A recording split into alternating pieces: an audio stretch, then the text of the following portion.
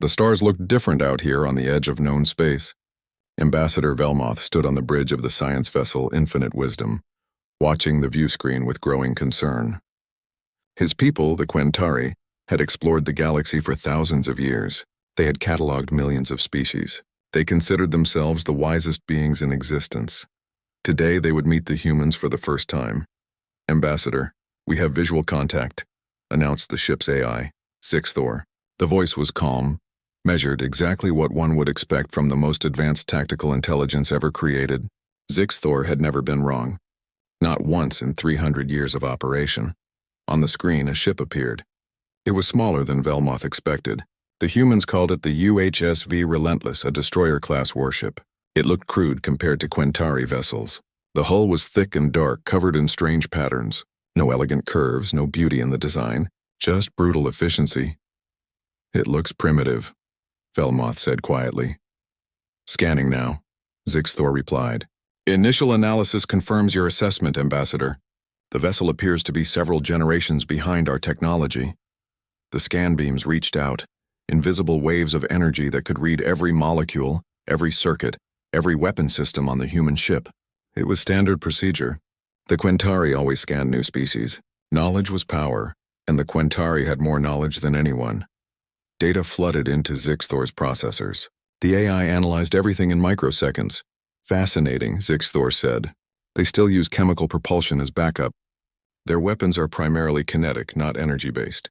I detect no shields, only physical armor. Their computer systems are surprisingly basic." Velmoth felt relief wash over him. "So they pose no threat?" "Calculating probability of Quentari victory and potential conflict," Zixthor stated. Numbers scrolled across subsidiary screens. Result 97% probability of total Quentari dominance. The humans are no threat to us. On the bridge, the crew relaxed. Several officers smiled. First contact was always tense, but this would be easy. The humans were clearly far behind the galactic community in terms of development. "Incoming transmission from the human vessel," the communications officer announced. A woman appeared on screen. She wore a dark blue uniform with silver insignia. Her face was calm, but her eyes were sharp and alert. She looked directly at the camera as if she could see through it into the Quentari bridge. "This is Captain Sarah Chen of the United Human Space Vessel Relentless," she said. Her voice was steady and clear. "We detected your scan of our ship." "This is Ambassador Velmoth of the Quentari Confederation," Velmoth replied smoothly. "We meant no offense. Standard procedure for first contact situations. We simply wish to understand your capabilities." Captain Chen was quiet for a moment. Then she leaned forward slightly. "Ambassador, I'm going to give you some free advice." "You really shouldn't have done that." The transmission ended. Velmoth blinked in confusion. What did she mean by that? "Unknown," Zixthor replied. "Human emotional response patterns are still being analyzed. The statement appears to be a warning, but the logic is unclear. Our scan was passive and non-threatening. There is no rational reason for concern. Perhaps it's a cultural misunderstanding," Velmoth suggested. "We should send another message, explain our peaceful intentions." "Ambassador," Zixthor interrupted. "I am detecting an anomaly." "What kind of anomaly?" "In my own systems." The AI's voice held something new, something that had never been there before. Uncertainty. During the scan, data was transmitted back to the Infinite Wisdom along the scanning beam. I assumed it was simple reflection, echo data, but it was not. Velmoth felt cold. What was it? It was code. Human code. It came from the Relentless through our scanning beam and into my core processors. The bridge fell silent. Every officer turned to look at the ambassador. "Is it dangerous?" Velmoth asked. "Analyzing." Long seconds passed. For an AI that thought in microseconds, this was an eternity. "I cannot determine its function. The code is unlike anything in my databases. It is spreading through my systems, but it is not destroying anything. It is simply there, watching, learning. Can you remove it?" "Attempting removal now." Another pause. "Negative. The code adapts to every countermeasure. It anticipates my actions. It is as if it knows how I think." One of the officers spoke up, his voice shaking. "How is that possible?" "We are the most advanced species in the galaxy. Our AI is the pinnacle of computational evolution. How can primitive humans create code that we cannot counter?" Velmoth stared at the view screen where the human ship floated silently in the darkness. It looked so simple, so unsophisticated, but Captain Chen's words echoed in his mind. "You really shouldn't have done that." "Sixth Thor," Velmoth said slowly. "What if they wanted us to scan them? What if this was a trap? The AI processed this new possibility. If that is true, then we have severely miscalculated. A species that can turn our own intelligence gathering against us is not primitive. They are strategic. They think differently than we do. How so? We rely on technological superiority. We assume that greater intelligence always defeats lesser intelligence. But what if the humans do not try to be smarter than us? What if they simply make us defeat ourselves?" Velmoth felt his blood run cold. He looked at the human ship again, seeing it with new eyes. The thick armor wasn't primitive. It was practical. The kinetic weapons weren't outdated. They were reliable. The basic computers weren't a weakness. They were harder to hack. Everything about the ship was designed not to be superior, but to be effective. "Ambassador," the tactical officer called out. "The human ship is moving. It's taking up a defensive position. Are they threatening us?" "No, sir. They're just waiting." Waiting for what? Velmoth wondered. Then he realized the terrible truth. They were waiting to see what the Quentari would do next. The humans had laid their trap. The Quentari had walked right into it, and now the humans were watching to see how their enemy would react. For the first time in 300 years, Sixth Thor made an admission that shocked everyone on the bridge. "I do not know what will happen next."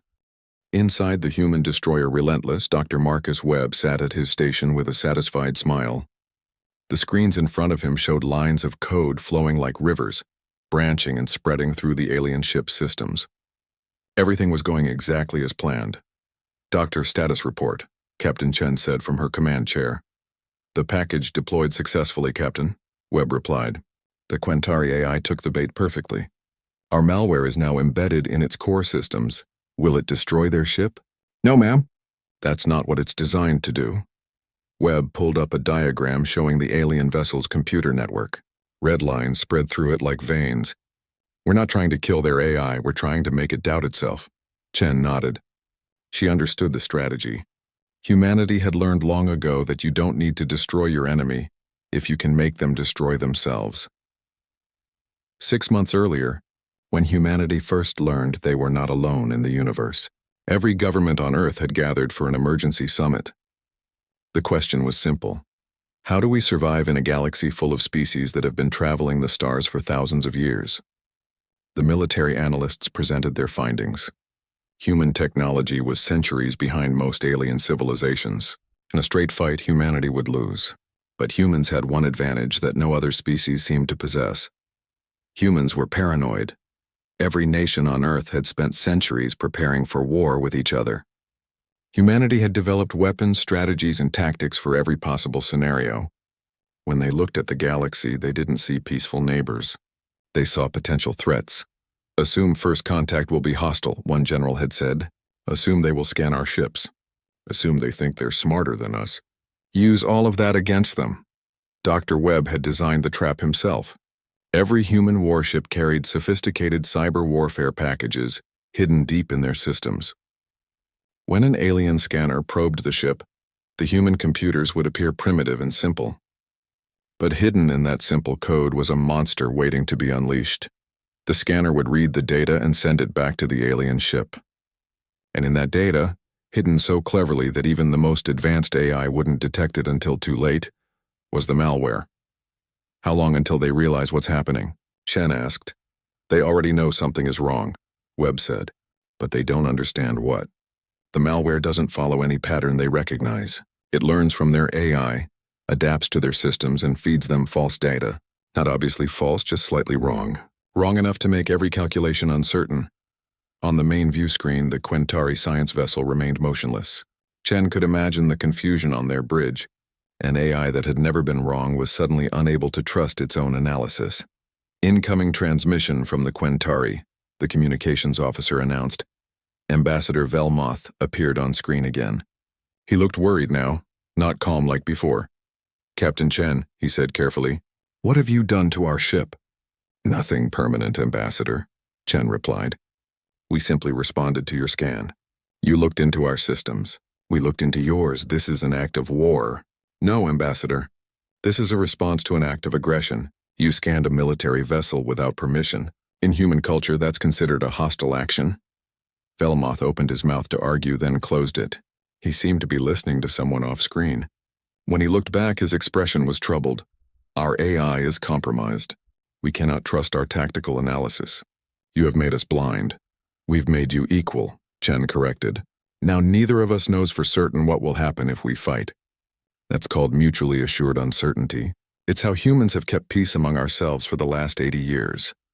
The transmission ended. Chen turned to her tactical officer, Lieutenant Commander James Rodriguez. Status of the fleet? All ships are in position, Captain. The Quintari still haven't detected them. Chen allowed herself a small smile. That was the other part of the plan. While the Quintari had been busy scanning the Relentless, they had failed to notice the 37 other human ships hiding in the system. The alien sensors were too sophisticated for their own good. They looked for energy signatures, advanced cloaking fields, things that high-tech ships would use. They never thought to look for simple, crude methods. The human ships were simply hiding behind asteroids powered down to minimal levels, heat signatures masked by metallic blankets, primitive tactics that had worked on Earth for thousands of years. The Quintari never expected anyone to use such basic methods. Sir, multiple contacts appearing on scanners, the sensor officer called out. Quintari reinforcements. 50 ships battle formation. They're surrounding us. Webb looked up from his station, concerned. Captain. Easy, Doctor, Chen said calmly. They're doing exactly what we expected. They can't trust their AI anymore, so they're falling back on basic tactics. Overwhelming force, a new transmission arrived. This time it was not Ambassador Velmoth. The Quintari on screen wore a military uniform covered in medals and insignia. His face was hard, his eyes cold. I am High Commander Thelquin of the Quintari Defense Fleet, he announced. You are surrounded and outnumbered 50-1. Surrender your vessel immediately or be destroyed. Chen stood up from her chair. She walked closer to the view screen, close enough that Thelquin would see her face clearly. High Commander, your AI scanned our ship. Tell me, what did it see? Thelquin frowned. Primitive weapons. Outdated systems. No shields, exactly. You saw our weapons. You scanned every torpedo, every railgun, every missile. Your AI analyzed everything and determined we were no threat. That's correct. Chen's expression became serious. Then answer me this, Commander. If your scan was so thorough, if your AI saw everything, why didn't you notice what wasn't there? Thelquin's frown deepened. He turned to speak with someone off-screen. Chen could hear urgent voices, confusion, then alarm. When Thelquin looked back, his face had gone pale. What have you done? You scanned one ship, Commander. You saw what we wanted you to see. But you never asked the important question. What question? Chen's smile was cold. If we knew you were coming, if we had time to plant malware and set a trap, why would we send only one ship? She nodded to Rodriguez. Lieutenant Commander, bring our friends to the party. Rodriguez's fingers flew across his console. Throughout the system, human ships powered up their reactors and dropped their heat shields. One by one, they appeared on every scanner in the system. 37 human warships, all in attack positions, all targeting the Quintari fleet. The High Commander stared at the tactical display in shock. His overwhelming numerical advantage had just evaporated. This is impossible, he whispered. Our sensors should have detected you. Your sensors are too good, Commander. They look for sophistication. We gave you simple. We gave you primitive. And you fell for it. Chen sat back down in her command chair. Now, Commander, let's talk about surrender terms. High Commander Thelquin had fought in 23 battles during his long career. He had won all of them with minimal casualties on both sides. War, as the Quintari understood it, was a civilized affair. Two fleets would meet, exchange fire until one side's shields failed, then the losing side would surrender. Battles rarely lasted more than an hour. Deaths were counted in dozens, not thousands. He had never met an enemy like the humans. Commander, the humans are hailing us, his communications officer said. Thelquin straightened his uniform. He would negotiate from a position of weakness, something he had never done before. But the situation was salvageable.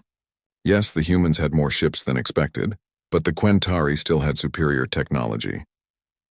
Their weapons were more powerful, their shields stronger, their ships faster. Captain Chen appeared on the view screen.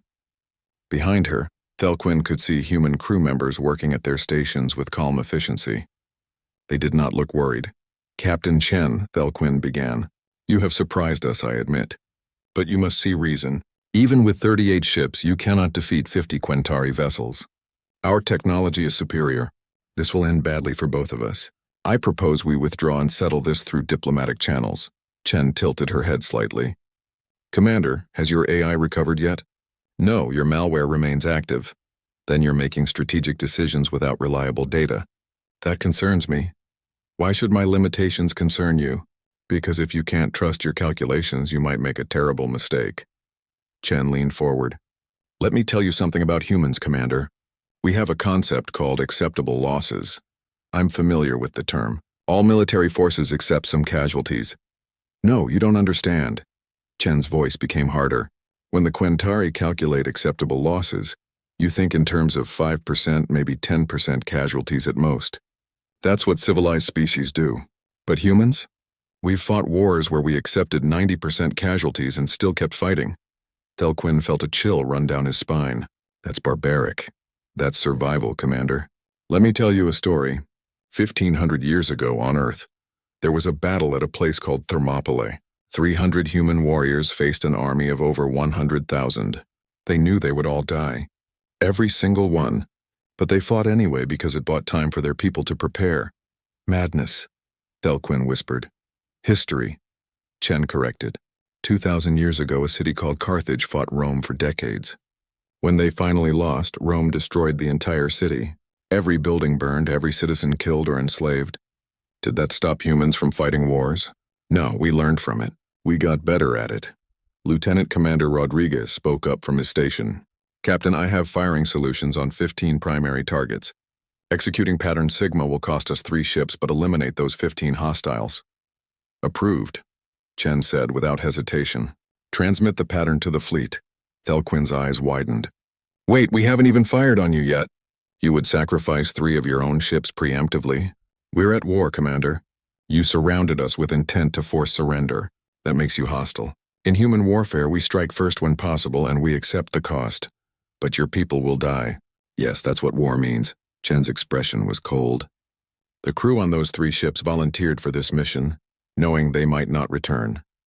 Every human in this fleet did. We don't send soldiers into battle expecting them to come home. We send them expecting them to win no matter the cost." Thelquin turned to Zixthor, desperate for guidance. "Calculate human psychology. Are they bluffing?" The AI's response was slow, uncertain, unable to determine with confidence. Human historical records show a pattern of sustained combat, despite catastrophic casualties. Battle of Stalingrad, 1 million casualties. Battle of Verdun, 700,000 casualties. Both sides continued fighting for months after losses that would cause any Quentari force to surrender. "They're insane," the tactical officer said. "No," Zixthor replied. "They evolved differently. Humans are from a death world. Everything on their planet tried to kill them. They learned to fight back against impossible odds. They don't expect to survive. They expect to win."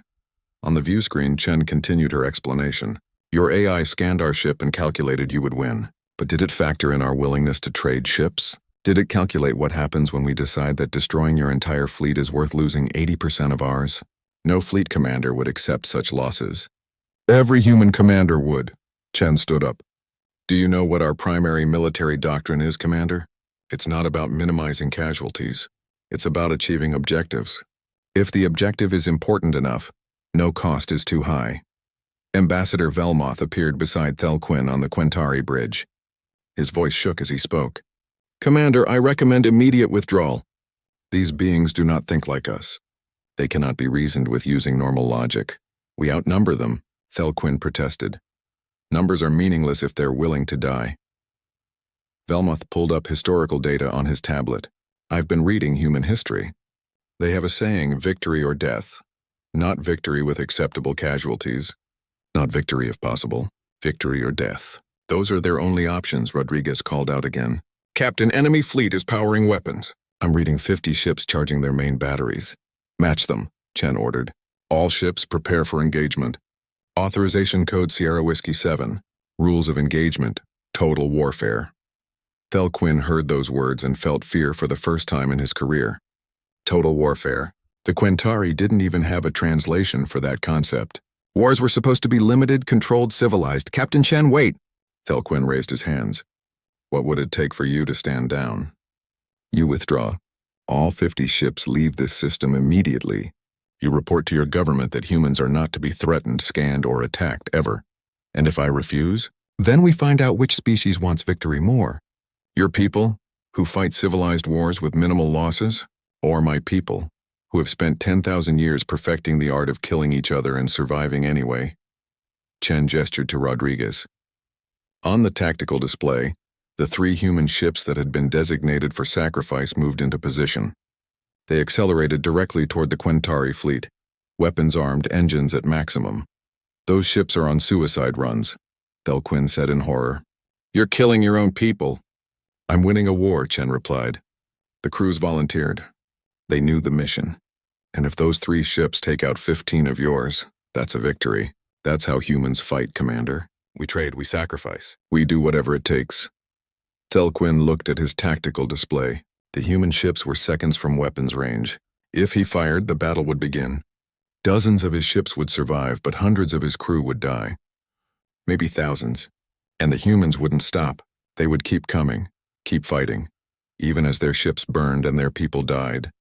They would never surrender, never retreat. They would fight until every ship was destroyed or until the Quintari fleet was eliminated. He had won 23 battles by being smart, by calculating odds, by making rational decisions. For the first time in his career, High Commander Thelquin made an irrational decision. All ships stand down, he ordered. Withdraw from the system immediately. On the view screen, Chen nodded slowly. Wise choice, Commander. As the Quintari fleet began its retreat, Thelquin stared at the human captain. She had beaten him without firing a shot, simply by being willing to die. What kind of species was this? Zixthor had not spoken in 3 hours. For an AI that processed millions of thoughts per second, this was an eternity of silence. The malware still infected its systems, but that was not what troubled the ancient intelligence. It was something far more disturbing. Zixthor was learning to fear. Status report, High Commander Thelquin demanded, as the Quintari fleet moved away from the human position. Analysis complete. Commander, Zixthor finally replied, I have finished reviewing all scan data from the human vessel Relentless. I was correct in my initial assessment. The ship is primitive by our standards. Then why did we retreat? Because I was also catastrophically wrong. The AI's voice held something new, something that made every officer on the bridge uncomfortable. Uncertainty. I saw what was there. I failed to understand what was not there. Thelquin frowned. Explain. Observe the scan results. A holographic image of the Relentless appeared, rotating slowly. The ship has thick armor, at least 3 meters of composite materials.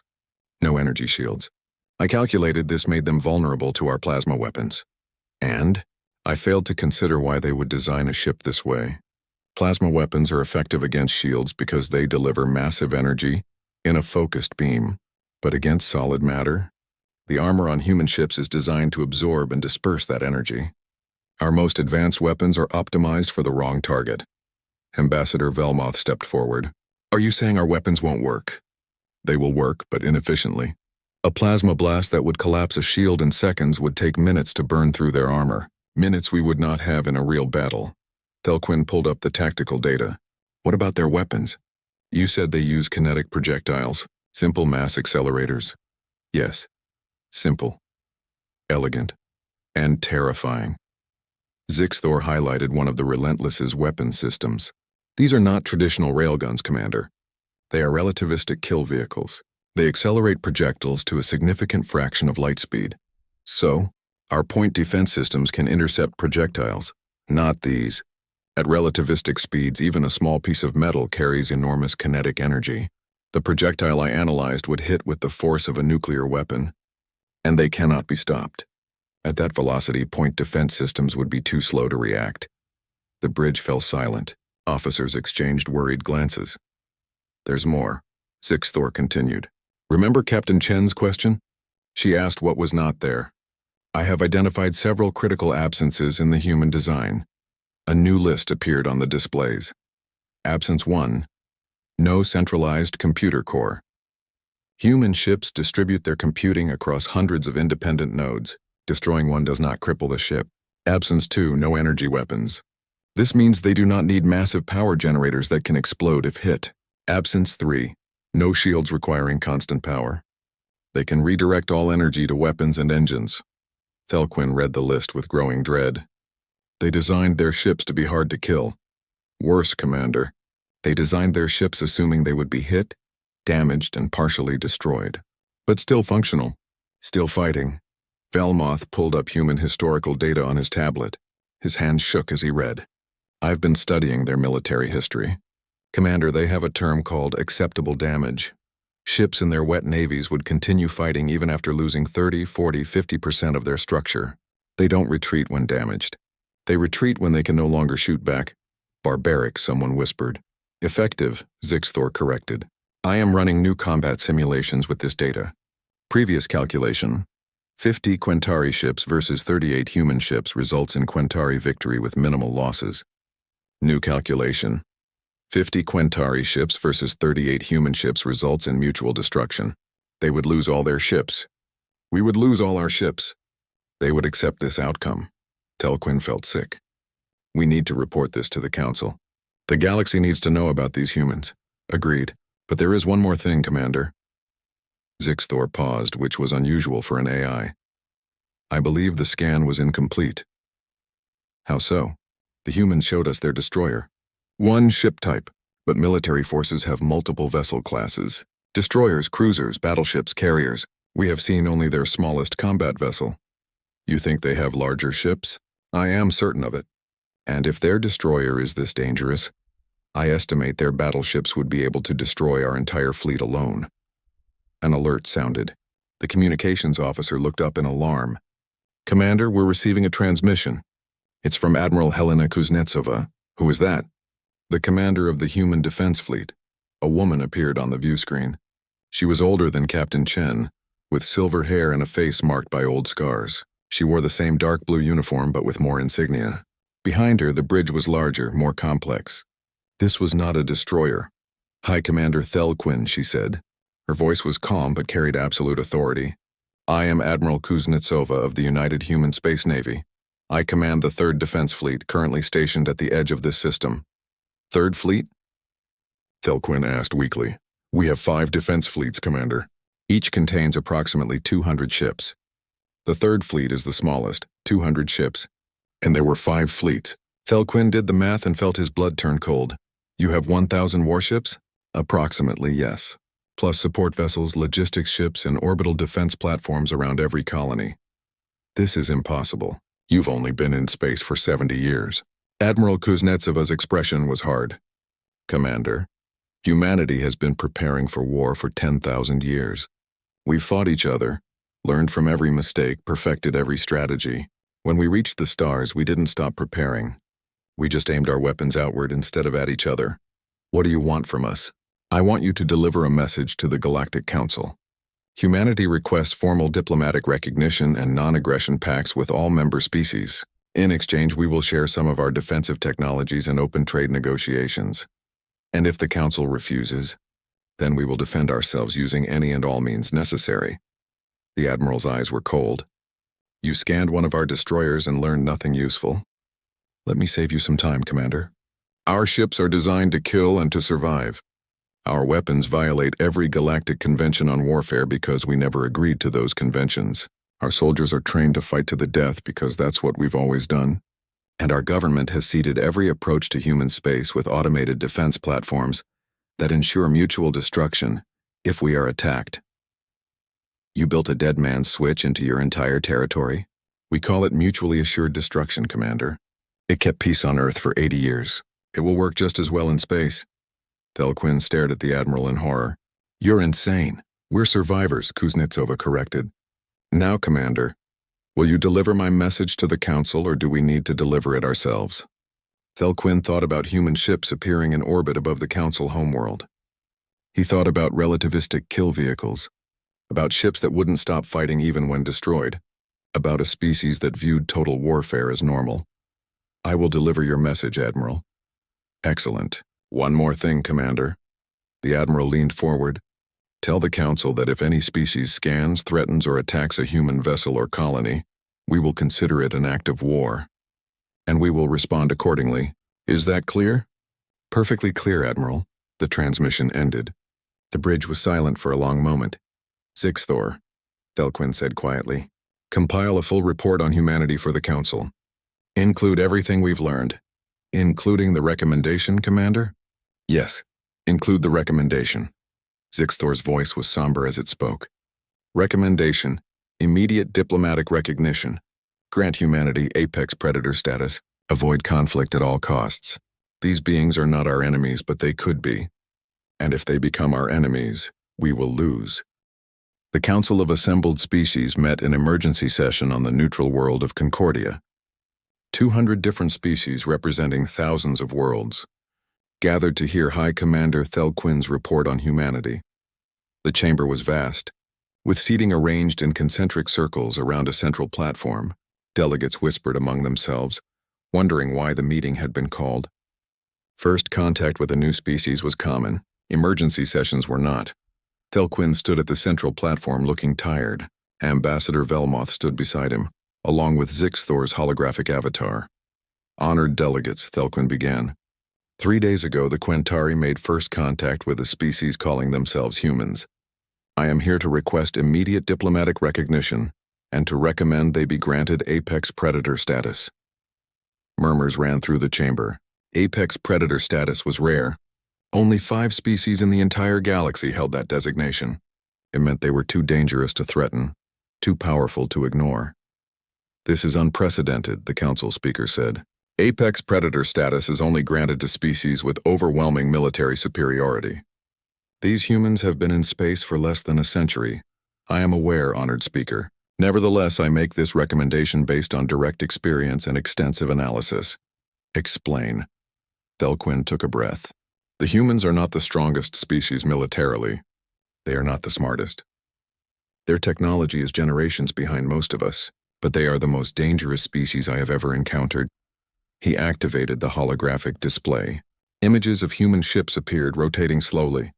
They looked crude compared to the elegant vessels of the Council races. These are human warships. They appear primitive. We scanned one of their destroyers and determined they posed no threat. We were wrong. The display changed, showing combat simulations. Quentari ships fought human vessels. The battles were brutal, with neither side giving quarter. Zixthor, the most advanced tactical AI in the galaxy, calculated we would defeat the humans easily. But the AI's calculations were flawed because they were based on one critical assumption: that all species value survival above victory. Of course we do, a delegate interrupted. War is meant to be civilized. Casualties are to be minimized. Humans do not share this belief. Thelquin's voice was grim. They have spent their entire evolutionary history fighting for survival. Their homeworld is what they call a death world. Everything on their planet tried to kill them. They learned to fight back, and they never stopped fighting. More images appeared, scenes from human history, ancient battles with primitive weapons, modern wars with terrifying destructive power. This is from a conflict they call World War II. Over 70 million humans died, 70 million, and when it ended, they did not abandon warfare. They studied it. They learned from it. They prepared for the next one. The chamber was silent now. Delegates stared at the numbers with growing horror. Zixthor's avatar spoke. I have analyzed 10,000 years of human military history. On average, they have been at war somewhere on their planet 95% of the time. War is not an aberration for humans. It is their natural state.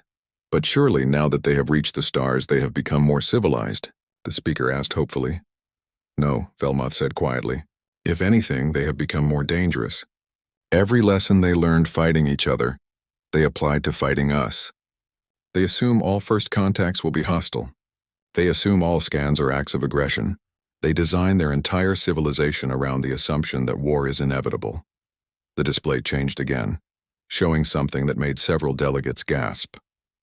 Earth, the human homeworld surrounded by thousands of weapons platforms.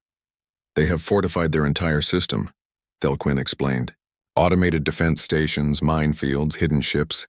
An attack on Earth would result in mutual destruction. Guaranteed. They built a dead man's switch into their civilization. This is madness, a delegate shouted. This is survival, Zixthor replied. I have compiled a comprehensive analysis. Would you like to hear my conclusions? The speaker nodded weakly. Conclusion 1. Humans excel at what they call asymmetric warfare. They do not try to match their opponent's strengths. They exploit weaknesses. They think strategically, not just tactically. Conclusion 2. Humans accept casualties that would cause any other species to surrender. Their doctrine of acceptable losses means they will continue fighting even when outnumbered, outgunned, and facing certain defeat. Conclusion 3.